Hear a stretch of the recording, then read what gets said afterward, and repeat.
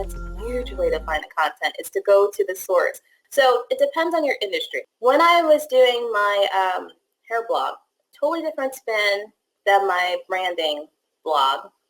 My hair blog had a whole community of people with big, naturally curly hair who were trying to figure out how do we even deal with this thing.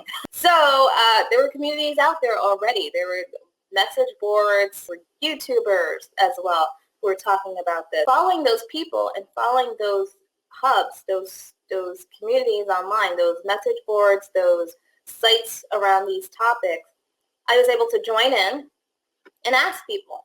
I went to the source and I would say, what is it, your problem? Or we just would talk to each other. And from those conversations, from like the message threads, you can see that what's the best conditioner to eliminate frizz? There's a topic right there. If 100 people posted on that same topic trying to find a solution, you already know that this is a problem. I might have a solution, so I need to write about this. I need to put this as a blog topic. And that's a huge way to find the content, is to go to the source. LinkedIn is also a good source. And why? Because once again, it's a hub, right? So for professional people, this is more on the professional end of things. Different from, let's say, I wouldn't go to LinkedIn to look for questions on curly hair. That's not the space. These are now professionals. It's the same formula. Like I went to hair communities to find out what's the problems, what are the needs. Go to your LinkedIn group for that set of people and join those groups. And it could be on marketing, or it could be on, finance, or it can be on whatever topic it is. Go to those groups and start participating and meeting people and listening in and seeing what is it that people are talking about, and not even just like what the problems are, but also what are the hot topics, because that's what you want to drill into. What is going on in this industry? What is going on in this space that we're all talking about?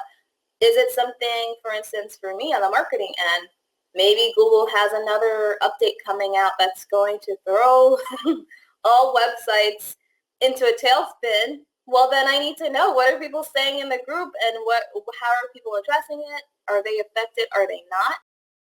Yahoo Answers, those searches that generate the answers, are good, because I may look up something and they have so many random topics. I can look up and do a search on how many people does it take to change a light bulb.